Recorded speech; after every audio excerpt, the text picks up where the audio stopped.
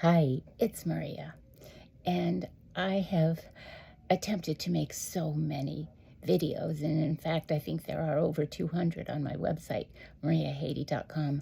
But I am trying to expose and trying to help others understand through my travails how they can best maneuver their way through their own issues. And so that's what I've been trying to do. And yet it seems like it's so complicated and complex, and yet it really isn't. There are just a very few storylines that have kind of been just, um, they've just been they've made everything look so silly. They've made everything look like it is so much more than it is. And the bottom line is that there is corruption. There is corruption in probably every county in the United States and possibly the world. But all I know is the corruption that I have experienced here in Pinellas County and Pasco County in Florida. And it was attempted to totally destroy my life. And so I felt that that was the way I was being used by God in order to share the information that I've gleaned so that other people who are going through the same thing can better understand why and how and all the questions that we have when we're being gang stalked and when people are after us and when there are entire communities after us, and how people can look us in the eye and just lie to us, and how our family would much rather have our bank account than to have the presence of us in their life. And it's been a very, very difficult lesson for me.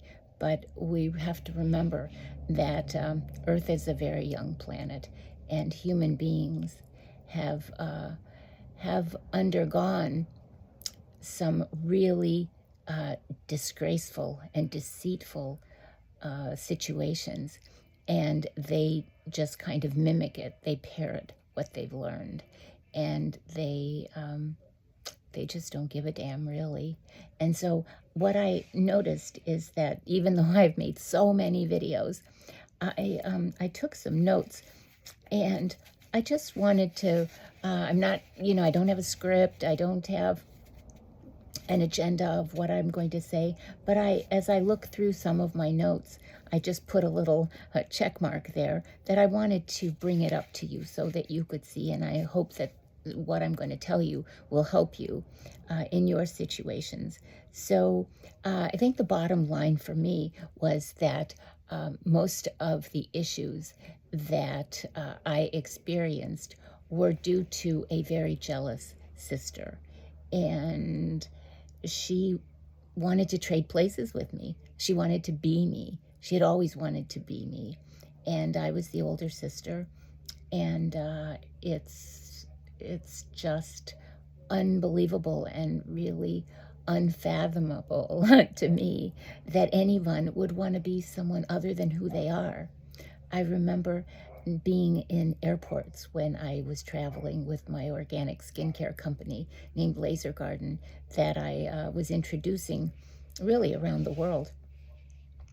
And I would look around in those airports and I would think, okay, so if I could be anyone else, who here would I be? And I'd look around and I'd think, you know what? Thank God I am who I am, because there were so many people who had infirmities and who were sick and who were miserable and who were yelling at their husbands, and their husbands were yelling at them, and the children were crying, and some of them were, they had broken legs, or they were being pushed around in a wheelchair, or they had walkers, or you never knew what their issues were. And so here, when you know your issues, and remember, God doesn't give us anything that we can't handle. And so if we have the choice of being who we are versus who someone else is, always choose who you are, because you have what it takes to overcome it, whether you know it or not. And so when I think of of my situation, and I think it really is a horror show. And wait till you hear some of these things that I've never told anyone. Um, you just can't even believe it.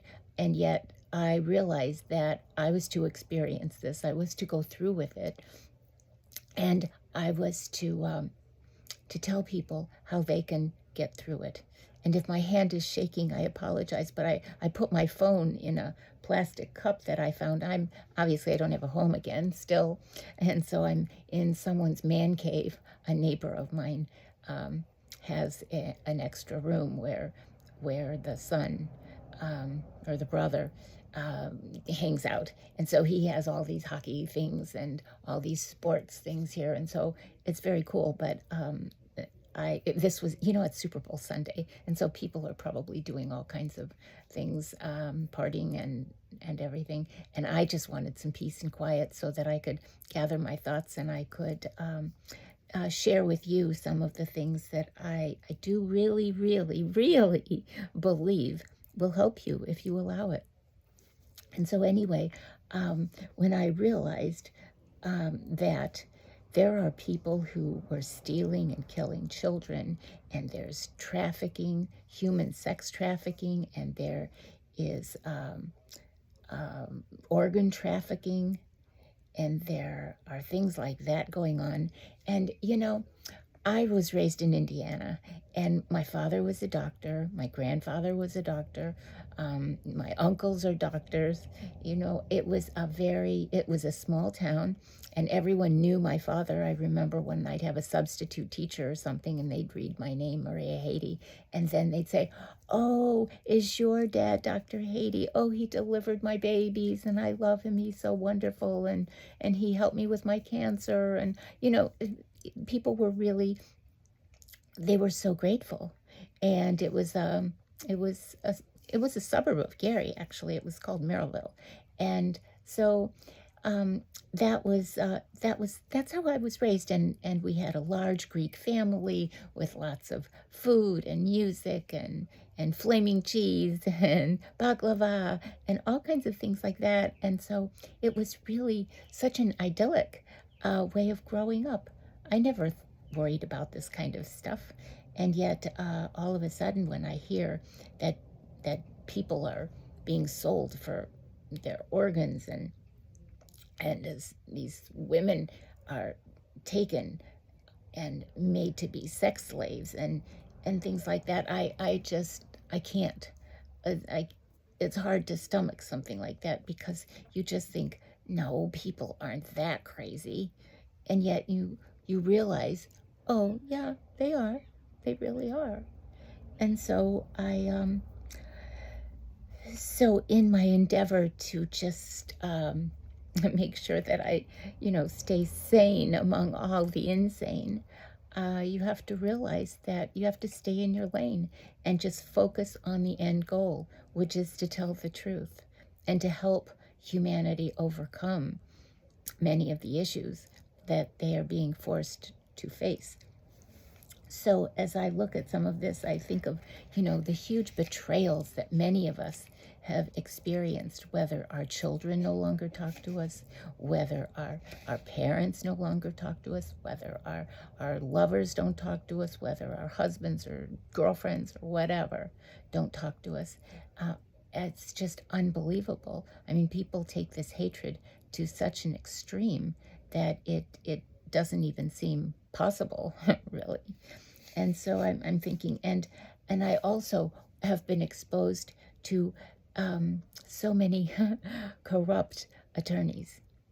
And I must say that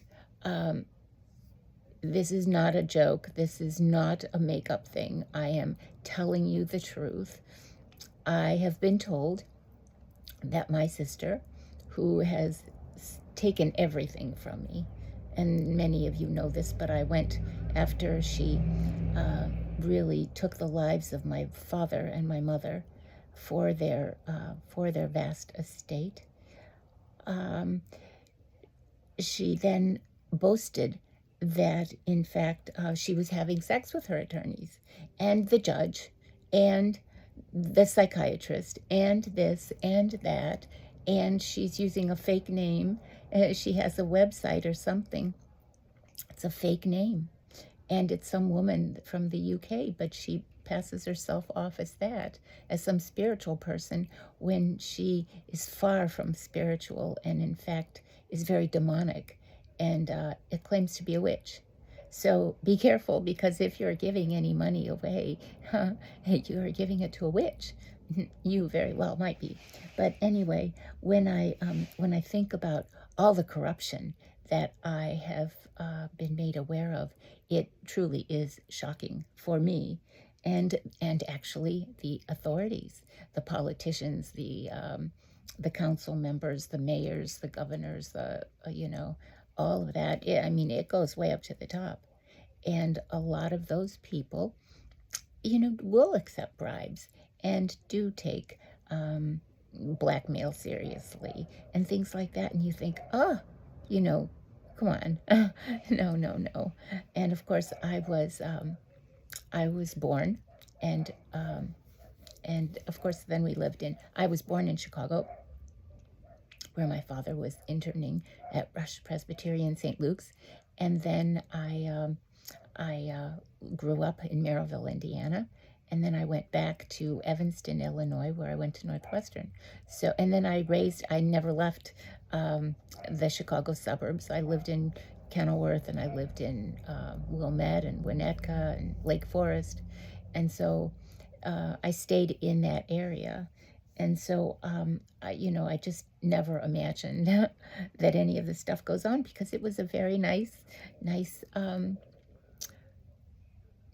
safe, and affluent, and people, really cared about their children, and we were all, involved in our children's sports and in our own hobbies and things like that. And it was just such a really nice community where everybody, seemed to get along. And so here, there's so much deception, there's so much betrayal, there's so many corrupt officials, there are so many attorneys involved, there are so many judges involved, there are so many court personnel involved. I just never imagined, truly. And so let me just see what else I'll just peruse that and see. And people don't like me at all, so they like to make up stories about me. They like to say I'm mentally slow, or or have STDs, or what else do they say? That I'm, a pathological liar, or that I'm a catfish, or that I'm crazy, or that I'm jealous, or that I'm evil, or, I don't know. Those are all the things that they say, because they don't want you to believe what I'm saying, because I'm telling the truth. And I am doing this only so that we can put the truth, we can highlight the truth, and know that this really does go on. And once we expose it and know that this does go on, then in fact, we can stop it. But if we don't address it, then it will never change. And what someone told me one time is they said, you shouldn't talk that way, or you shouldn't say it, the stuff you're saying. And I said, why? And they said, because the devil is going to come and get you, because the devil doesn't want you to talk. The devil doesn't want you. Darkness doesn't want you to tell the truth. And I thought, well, you know what? I'm here to do what I believe my Creator created me for. And that wasn't to sit back and watch this all go play like a movie on a screen. If I am exposed to it, then I'm going to say something. And in fact, when I found out while living in Chicago or in Kenilworth in my marital home, when I found out that my ex-husband was extorting millions of dollars, I told him I was leaving, because I didn't want to participate in crimes like that. And and he was making tons of money. And I thought, well, the money that he's making then is dirty money as far as I'm concerned. And so I wanted nothing more to do with it. And so I wrote, and I talked to authorities. I talked to the FBI. I talked to other authorities, and they said, when you find out something like that, you really need to talk about it, because if you don't talk about it, things won't change. But you're the only hope here. That if you can talk about it and you can tell people about it, then we can do what we can to help clean up what's going on. But if everybody's going shh, shh, don't say anything, well, then it's just going to fester, and more people are going to be sacrificed. So let's see. It was about the betrayal and the yes. There are so many people involved. This is a very deep dive. This is not skimming the surface. This is telling the truth, the whole truth, and nothing but the truth. So help me God. And may you have that same dedication to yourself, and to not participate in something that is ultimately going to destroy you, and ultimately destroy your children and everything else that this world has to offer on a positive note. And so there were sex tapes, and there was, it goes on and on. And so there were hidden bodies in basements of homes, and there's black magic being done. People have, as they grow their garden, they have graveyard spells, and they go and they dig up graves, and you think it's a cucumber tree or bush or whatever, or some flowering plant, and meanwhile they have dug under it, and what they do is they take something that you own. And for me, they took my makeup brushes, and they took some of those. I love those little things. They're little brushies, and you put them and you rub between your teeth, and so it just really cleans it. It just feels so fresh. And so they took those and they buried them underground. And when I went out there, I could see from afar. I was watching what was going on, and it was horrible. And then a young girl, too, I guess, was invited to participate in these dark arts. And she was doing, I have a picture actually of her kind of chanting and like bending down and chanting, yeah, and digging and with a shovel and burying some of my things. And I thought, oh, this is beyond sick. But there are things like pushing us too far, and the goal of that is to hope that they could create a situation that was so painful for us that we would ultimately suicide. And that is not something that I would ever do. And that is not something that anyone that's mentally healthy would even consider doing. And so, but that's what they wanted to do, because if they can't get us, they hope that we'll just ruin ourselves, right? And so people have become prostitutes because they're afraid for their safety. They've been kidnapped, as we now know with the Nancy Guthrie situation. There are satanic rituals. There are people are targeted by predators. There are plans, to really hurt us, to destroy us, and there are criminal charges that need to be filed, right? And there is, for instance, when I told you about my sister, I understand, although I've not seen her because she hides from me, even though we were both co-trustees, co-personal representatives, co-successor trustees, co-beneficiaries, all of that. And then all of a sudden, I had planned a 2-week trip to Brazil. And while I was there, she and her attorney, that she seems to have a nice little relationship with, decided to send me an email and say, Maria, there's no reason for you to come back because we've taken everything of yours. We've changed the locks to your condo on the beach in Clearwater, and there's no reason for you to come back because you can't get in. And all of your bank accounts and all of your money is, we drained it. So we closed the accounts. And you don't have a bed. You don't have any of your clothes. You don't have any friends because they think you're one wacko, because we've taken everything from you, and so you're homeless now.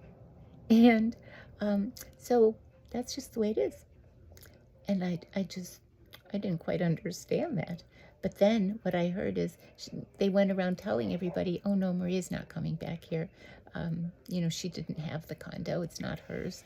And yet my father bought it for me in 2004 when I moved from Chicago to Clearwater, Florida, to be with my mom and dad. So there was that. And that's how I lost my home. That's how I became a homeless person, truly.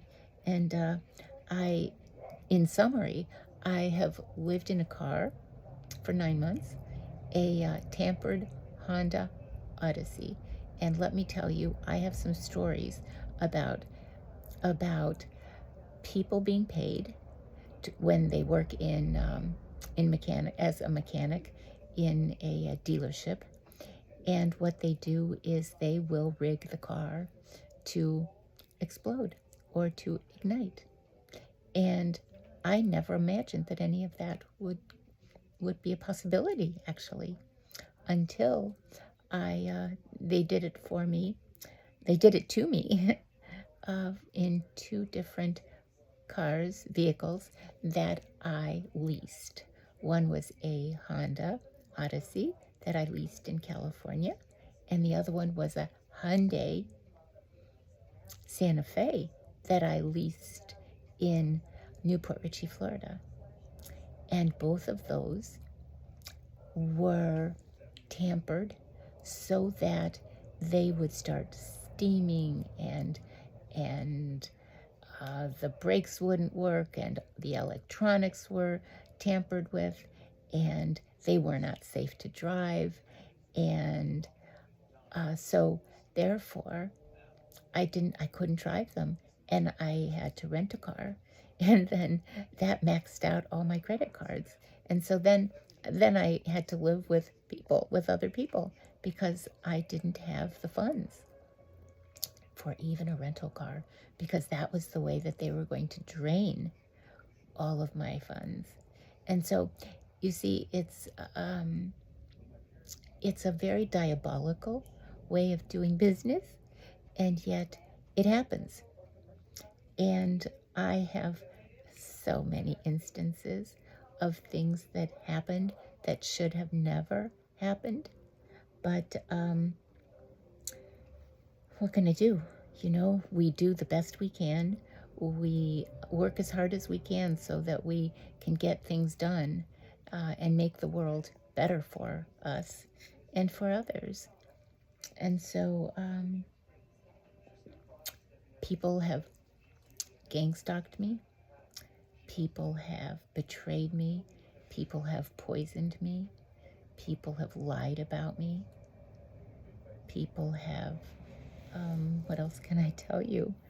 People have given me a brain injury when they paid a Greyhound bus driver to, as I was getting up the steps to get onto this bus, the bus driver pushed his way in front of me and got on the bus. And as he did this, he pushed the button for the bus door to slam shut. And it slapped me in the face on the right side and my head and threw me several feet. And there I landed and I collapsed. And I lost consciousness. And at the time I didn't know what was happening to me, and they kept screaming, ambulance, ambulance, and I thought, no, I was on my way from Phoenix, Arizona to Medford, Oregon, where I went to study with a spiritual teacher. And it was during that move, that trip, that that I was injured and suffered a traumatic brain injury. And I didn't let them take me to the hospital initially. I just said, no, just get me back on there. And I want to go to Medford, Oregon, my destination, where I was having a friend pick me up. And so that's what happened there. And I went to sleep, and then I woke up the next morning, and I was in so much pain that I did insist on going to Sacramento General or something like that, or Mercy. Anyway, it was Sacramento, California. And I went there, and they had diagnosed me, and then they put me back on the bus, and I went to Medford, Oregon, and had just, I had to have like total silence. I had to have complete, silence, really, and complete darkness and complete silence. And I was able to recover to the extent of my injuries. I didn't know what were my injuries, but I did know that I was referred to an attorney who filed a multi-million-dollar lawsuit. And I've been so impoverished that the attorney that I hired, I think my sister contacted him and paid him, because when I said, you need to call these gang stalk, or these stalkers, and tell them to please not stalk me anymore, because I can feel them. They're standing, they're following me, they're watching me, they are monitoring me. And so they said, my attorney said, well, are you sure it's them and not your sister? Oops. See, that fell over. And I said, my sister? How do you know about my sister? And then he hung up. I thought that was pretty weird. And then they were going to set trial dates. So they had dates for depositions. They had dates for this and dates for that, and filing this motion and that motion. And finally, they said, and the date of the trial will be, and those other dates were like my mother's birthday, as narcissists do, my mother's birthday, my father's birthday, my children's birthday, my birthday, Valentine's Day, Easter, Christmas, whatever. And so he said the big date for this trial is February 8th. And I thought, oh, isn't that convenient? Because on February 8th is my sister's birthday. In fact, today is February 8th, 2026. That was February 8th of, 2000, and because the brain injury was 2019. So it was February 8th of 2020. But anyway, that's what happened there. So, and I must say that it's very interesting because, and this is not, like a secret thing, because from what I hear, and there's a whole community here that is in on this, that gets paid to stalk me and to run back and tell my sister what I'm doing, where I'm going, what I say, because everything is mic'd and everything is cameraed and everything. And so when I heard that she had facial surgery, she had plastic surgery on her face to look just like me. And she's 66 today.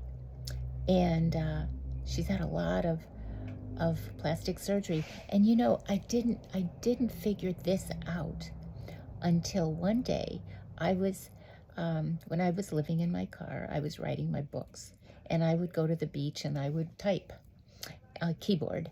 And there was a woman who all of a sudden approached me, and we started talking. And she said she was a Harvard trained physician. She was a plastic surgeon. And um, she was Greek. And I'm Greek. And so we hit it off right away. And so we talked and talked. And it wasn't until all of a sudden one day she just disappeared. And I thought, isn't that weird? Why would somebody just disappear without saying goodbye or anything like that? And so what happened was I realized that she had hired this woman, this very renowned plastic surgeon, to meet me and to study my facial features so that then she would go and perform the surgery on my sister.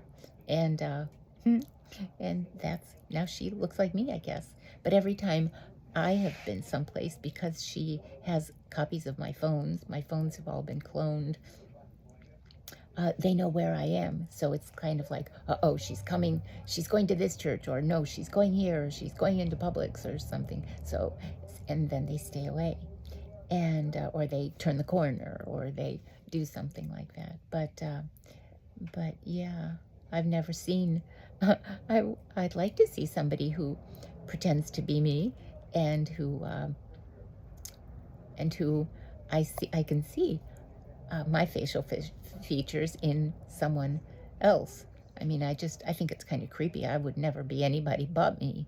But there is that movie called Body Heat, and I think that is the character that she has decided to emulate, to be that, to become that character, which is really even creepier. But anyway, um, anyway, and you know what? I do have some other really important things to say, but I think maybe what I should do is end this one now, and I'll get back on, so that uh, we don't have videos that are longer than like half an hour. Okay? All right. I love you, and thank you for listening. And you're going to be really surprised when you hear some of these other really goofy things that many of us have gone through, and yet we don't want to talk about it because people would think we are, yes. But in fact, when we don't talk about it, that's when we are haunted by the stalking and the gang stalking and the surveillance and the lies and the being shunned, and all of these horrible things that are really imposed upon us to destroy our self-esteem, to destroy who we are, to destroy our sanity, because we're so worried about, oh, did they poison this or this, or that guy, I know him, or I've seen him around, now he's talking to the wait staff at a restaurant. Oh, did he give them the little bottle of poison that I hear that my sister passes out to people that are stalking me, so that they can have some of this poison and destroy me, so that my trust fund or whatever goes to somebody else. Yeah, it's pretty shocking. But and I think what's in that poison, what I've been told, is it's either strychnine or what is it? Not bot. What is that stuff? Antifreeze. Antifreeze. I don't even know what it looks like, but I guess it's a clear one. And yeah, I have been told by people who have been given this little bottle. It was somebody that I was made to live with, and fortunately he was just a friend, and we were like, brother and sister, and which is all I would ever have with anyone who who was with part of any of this betrayal and this kind of really crazy stuff. But anyway, I will get back on, and I appreciate you and hope that you too get back on. Thank you. Bye. I love you. See you soon.